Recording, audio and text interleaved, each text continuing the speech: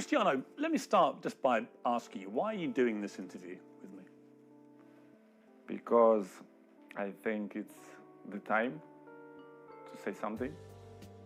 And because I like you. As simple as that. Well, don't say that in public. Well, I like you too, and I appreciate it, because I think that you've had to sustain a lot of criticism this year in particular, probably more than at any stage in your career. And I think it's time to set the record straight and to clear up a few things, not least, I suspect, for the fans of Manchester United. They must be wondering what the hell's been going on. Oh, as I say many times, the fans, I'm always gonna say good about them. They are the most important things in football. You play for them, they're always in my side.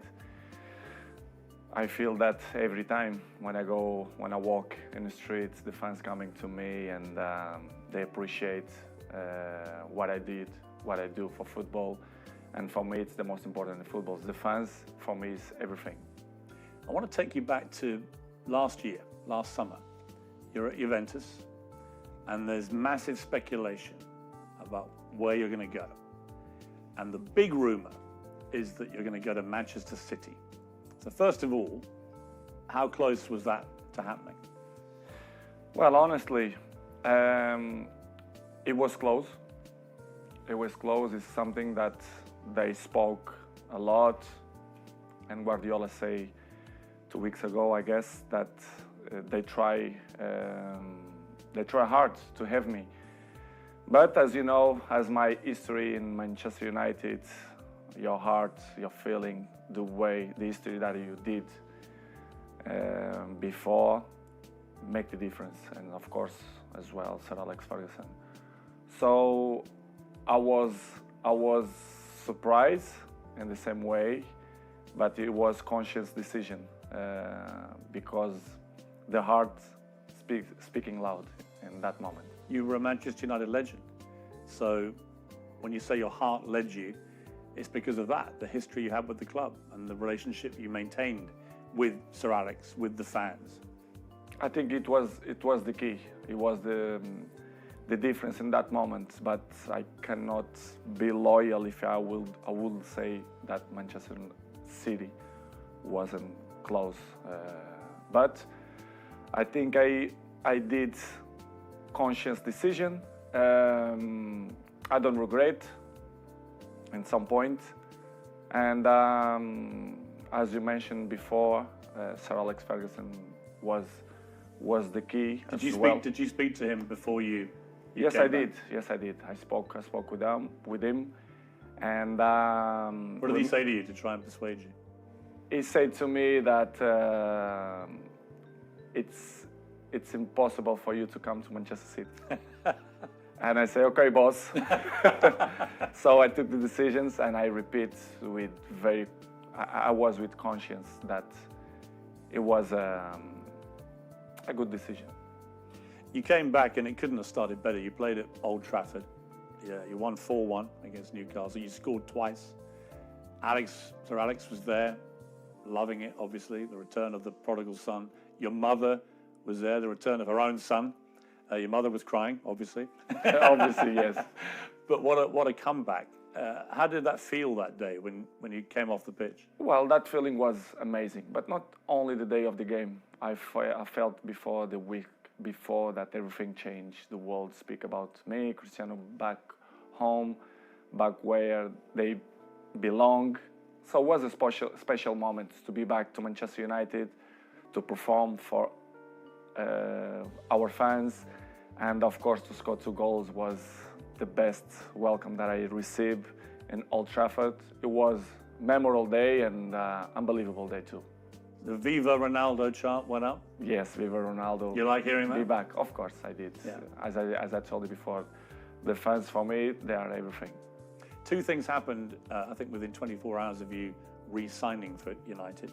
One, you broke the all-time record for shirt sales in 24 hours. You actually beat a guy called Messi at PSG. You must have been happy about that. Of course I do. As you know, I don't follow the records.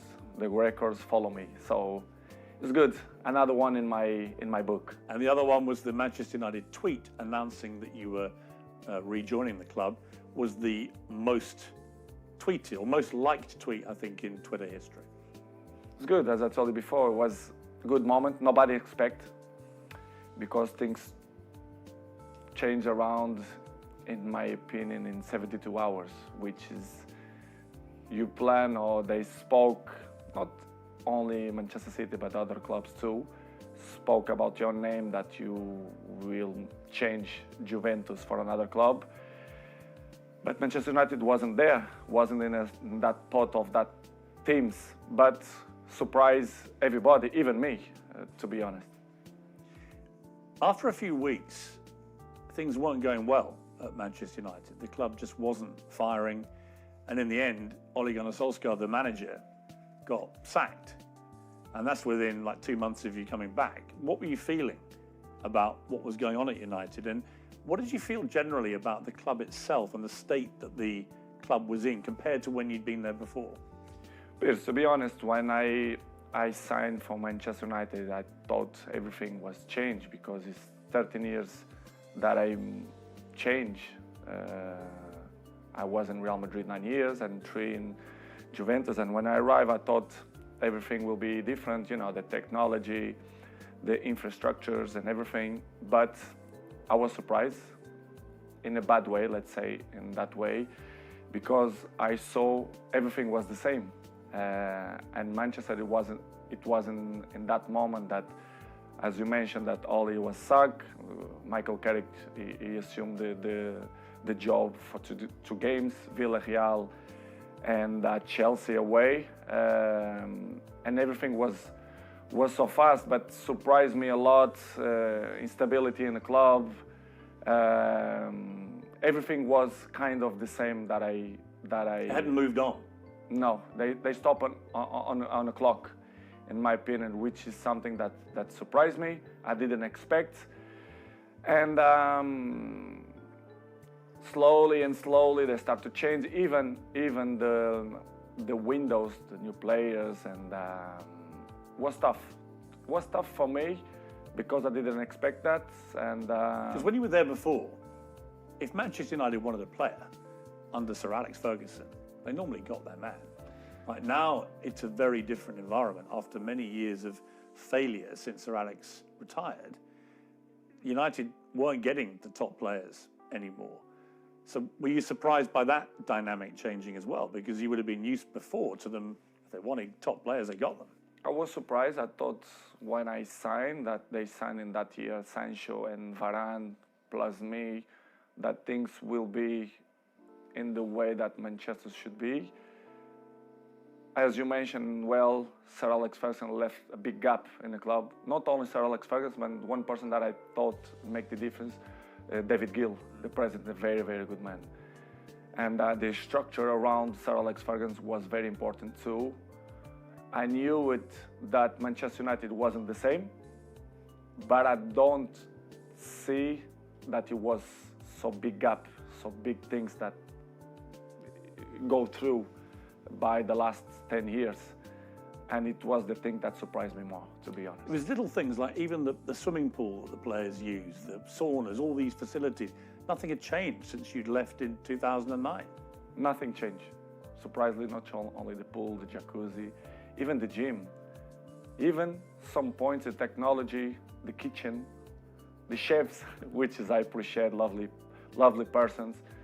They stop in a time which is it surprised me a lot. I thought I will see different things, as I mentioned before, technology, infrastructure, but unfortunately we see many things that I'm used to see when I was 20, 21, 23, so surprised me a lot.